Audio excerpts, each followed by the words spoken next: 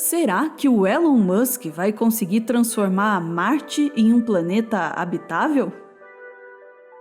Elon Musk, atualmente a pessoa mais rica do mundo, com uma fortuna avaliada em 219 bilhões de dólares. Muitos veem o Elon Musk como o Tony Stark do mundo real. Gênio, bilionário, playboy e filantropo. Alguns veem o bilionário como algo ainda maior, uma figura bíblica, sagrada. Falando em bilionários, essa aí é a Patrícia Abravanel, filha de Silvio Santos e esposa de Fábio Faria, ex-ator da Malhação, improvisado de ministro das Comunicações do governo do seu Jair. Patrícia Abravanel se encontrou com Elon Musk quando ele esteve no Brasil, em maio. Patrícia ficou tão inspirada com o encontro com o bilionário que comparou Elon Musk com a figura bíblica de Noé. Elon Musk, gênio por todos seus feitos já realizados, seu maior sonho é tornar a humanidade interplanetária. Sua nova nave, chamada Starship, projetada para a viagem à Lua e ao planeta vermelho, já está sendo construída. Louco, gênio, sonhador, visionário. Será ele o Noé do nosso tempo? Não dá para negar que Elon Musk tem um plano tão audacioso quanto o de Noé. Ele quer colocar 1 milhão de pessoas para viver em Marte até 2050. Mas afinal, como surgiu essa ideia maluca de colonizar Marte? E será que isso é mesmo possível?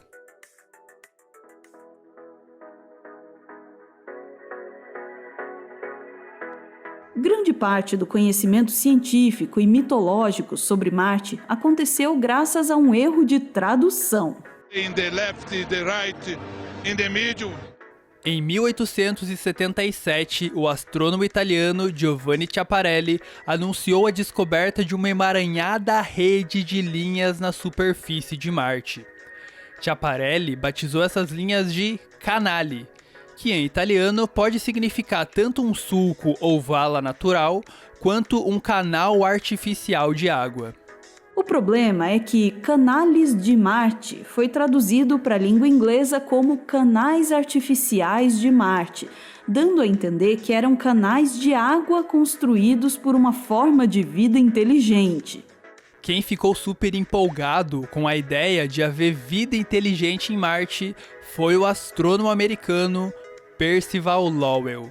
Lowell vinha de uma família abastada e usou seus privilégios para construir seu próprio observatório no deserto do Arizona, um lugar de primeira classe com condições climáticas excelentes para observar o céu. Através do seu telescópio, Lowell viu justamente o que gostaria de ver. Grandes canais que pareciam levar água das calotas polares marcianas aos habitantes sedentos do resto do planeta. Lowell concluiu que Marte era habitada por uma forma de vida inteligente, mais antiga e mais sábia que os humanos, que lutavam contra a expansão do deserto num planeta um pouco mais frio e um pouco mais rarefeito que a Terra. Qual a sua mensagem para a Terra, Bilu? Apenas que você conhecimento. Só que outros astrônomos com telescópios tão bons quanto o de Lowell não conseguiam enxergar tais canais, e Lowell acabou virando chacota entre os astrônomos. Mas o maior balde de água fria na teoria de Lowell veio de alguém totalmente aleatório, Alfred Wallace, que é, junto de Darwin, um dos pais da teoria da evolução. Wallace, além de excelente naturalista, era também um bom engenheiro. Ele provou que os cálculos de Lowell estavam errados e que Marte tem um clima muito mais seco e uma atmosfera muito menos densa do que Lowell imaginava. Nesse cenário, nenhuma gota d'água colocada nos supostos canais escaparia da evaporação.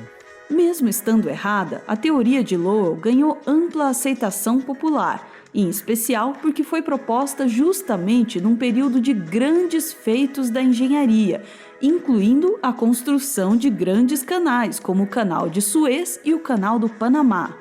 As pessoas pensaram, se os humanos conseguem construir canais, os marcianos também conseguem. As ilusões de Lowell também inspiraram uma geração de crianças, que passaram a considerar que a exploração e até mesmo a colonização de Marte era uma possibilidade real. Uma dessas crianças inspiradas por Lowell foi ninguém mais, ninguém menos que Carl Sagan.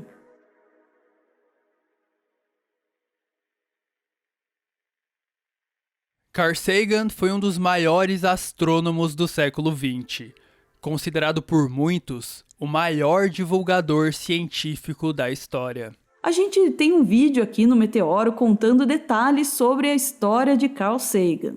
Você pode assistir, mas só se você quiser.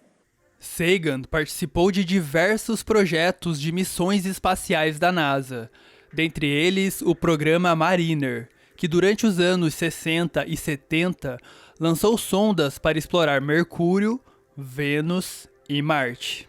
As primeiras sondas não trouxeram boas notícias para Sagan e outros entusiastas da vida marciana. As primeiras imagens revelaram um planeta inóspito, frio, deserto e cheio de crateras, não muito diferente da Lua.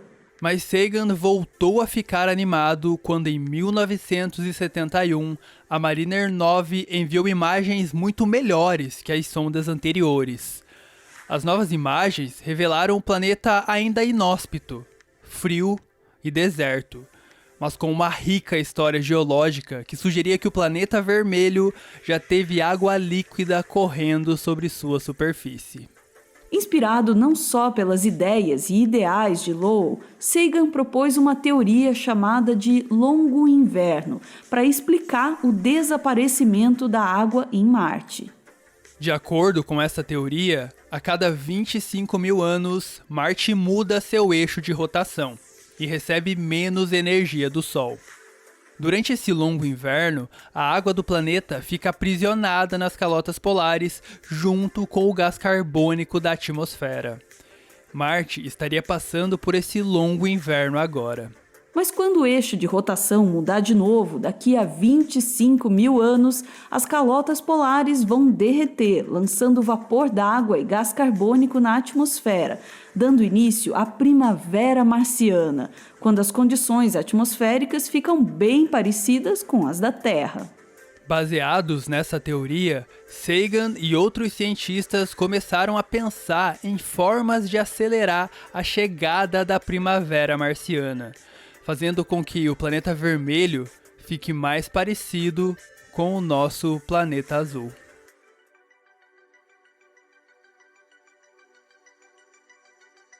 Esse processo, que até o momento é só hipotético, de modificar um planeta ou satélite para que ele fique parecido com a Terra, é chamado de engenharia planetária ou terraformação. Antes de estudar Marte, Sagan já havia especulado sobre uma maneira de terraformar outro planeta. Foi em 1961, quando num artigo publicado na Science, Sagan imaginou que o clima quente e o ar com pouco oxigênio de Vênus poderiam ser modificados com a ajuda de algas que, por meio da fotossíntese, poderiam retirar gás carbônico da atmosfera, reduzindo o efeito estufa e também a temperatura do planeta, ao mesmo tempo em que lançariam mais oxigênio na atmosfera. Marte tem problemas opostos aos de Vênus. Vênus tem uma atmosfera muito densa, cheia de gás carbônico, provocando um efeito estufa tão grande que faz de Vênus o planeta mais quente do sistema solar. Já Marte tem uma atmosfera rarefeita, com pouco gás carbônico e quase nenhum efeito estufa, fazendo de Marte um planeta super frio, principalmente no inverno. Sagan e outros cientistas sugeriram diversas maneiras de terraformar Marte, e todas elas envolvem a liberação de água e gás carbônico presos nas calotas polares de Marte. A primeira ideia, e mais complicada, seria usar energia solar para mover um dos satélites de Marte para mais próximo do planeta. A força gravitacional dessa aproximação mudaria o eixo de rotação de Marte, que passaria a receber uma grande quantidade de energia solar permanentemente, fazendo com que fosse sempre primavera. Os cientistas que propuseram isso até disseram que a tecnologia necessária para mover um satélite natural se desenvolveria naturalmente em até 10 mil anos. Então tudo que a humanidade precisaria fazer era sobreviver por esse tempo. Nos anos 80, outros cientistas sugeriram uma ideia parecida. A amônia é um excelente gás de efeito estufa. A ideia seria mudar a órbita de asteroides ricos em água e amônia para que eles colidissem com Marte, enchendo o planeta de água e aumentando o efeito estufa. Outra sugestão considerada por Sagan seria usar um espelho gigante ou algo assim para refletir mais luz solar em Marte. Isso aceleraria o derretimento das calotas polares, liberando água e gás carbônico na atmosfera. Mas a ideia preferida de Sagan era diminuir o albedo das calotas polares marcianas. Ou seja, fazer com que as calotas polares absorvessem mais radiação solar, esquentassem e derretessem. De acordo com Sagan, isso poderia ser feito pulverizando algum material escuro sobre as calotas, como o carbono negro. O problema seria a quantidade. 100 milhões de toneladas de carbono negro para atingir o efeito desejado.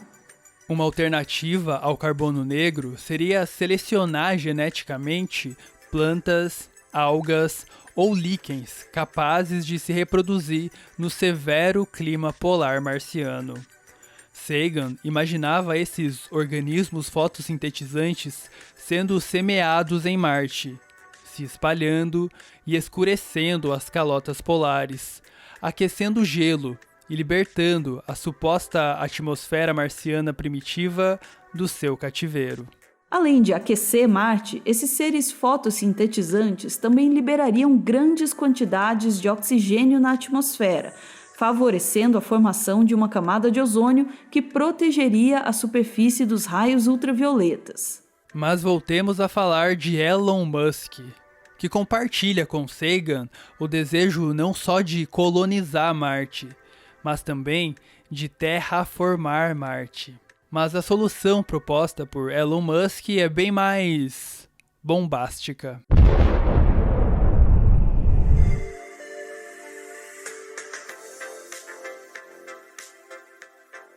Aí o Elon Musk estava dando uma entrevista e falando sobre como terraformar Marte.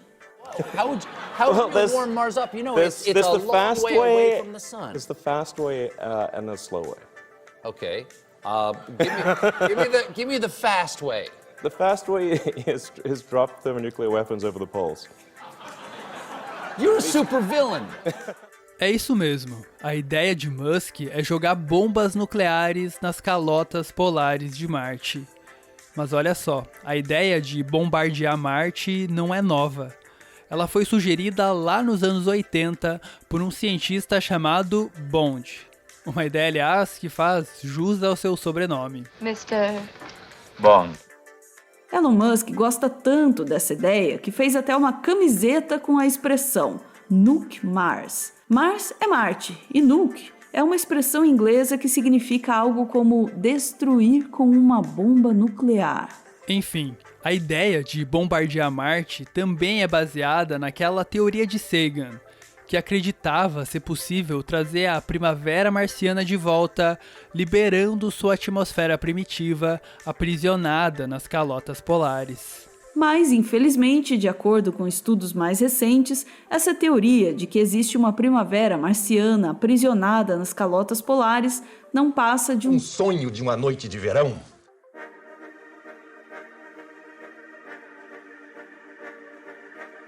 Na música Rocketman, Elton John diz que Marte não é o tipo de lugar para criar seus filhos, que na verdade Marte é fria como o inferno.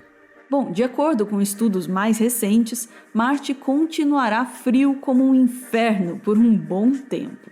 O grande problema de Marte parece ser a falta de um campo magnético, que foi perdido quando Marte ainda era um bebê, há cerca de 3,7 bilhões de anos. Um campo magnético funciona como um tipo de escudo contra os ventos solares. Sem um campo magnético, os ventos solares acabam varrendo os gases atmosféricos para fora do planeta. Sem atmosfera, a água evapora e também escapa para o espaço. Sabendo disso, cientistas estimaram quanto gás carbônico sobrou no solo, nas rochas e principalmente nas calotas polares de Marte. Os resultados não são muito animadores. Marte perdeu tantos gases nos últimos 4 bilhões de anos que o que sobrou na superfície é insuficiente para despertar uma primavera. Até pode ter mais gás carbônico nas profundezas de Marte, mas não sabemos quanto, e nem temos tecnologia suficiente para extrair ele de lá. Ou seja, bombardear Marte é uma péssima ideia. Ao que tudo indica, a primavera marciana foi varrida do planeta vermelho. Isso certamente é um empecilho para os planos de Musk, que procura vender um tipo de seguro contra a extinção da humanidade, dizendo que, se quisermos salvar a humanidade, devemos explorar outros planetas. Mas talvez seja o oposto. Se quisermos explorar outros planetas, devemos antes salvar a humanidade. Estamos Vênus formando a Terra, transformando nosso planeta num lugar cada vez mais quente, cada vez mais hostil para a gente e para as formas de vida das quais dependemos. Somos descendentes daqueles que se aventuraram em viajar e desvendar novos lugares na Terra. Se conseguirmos manter a Terra terraformada, e isso significa lidar bem com a crise climática e ambiental, talvez os descendentes de nossos descendentes tenham a oportunidade de viajar e desvendar novos lugares no universo. Talvez Sagan tenha errado na sua teoria sobre a primavera marciana aprisionada nas calotas polares. Mas numa coisa, Sagan estava certo. Nós somos feitos de poeiras de estrelas. Nós também somos parte do universo. De certa forma, nós somos uma maneira que o universo encontrou de descobrir e conhecer a si mesmo. Garantir o futuro da Terra é uma questão de lealdade, não apenas com a nossa espécie ou com as futuras gerações que poderão mergulhar no oceano cósmico em direção a outros planetas. É uma questão de lealdade com o próprio universo.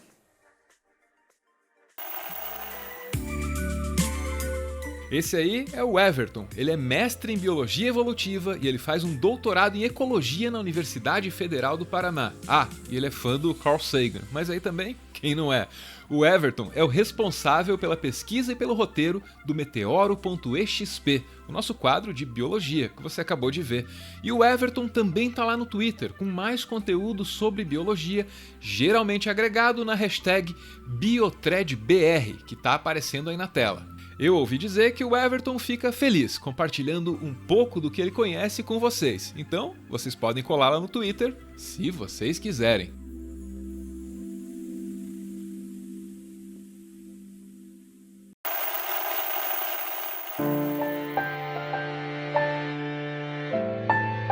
O Meteoro é mantido graças a uma campanha de financiamento coletivo.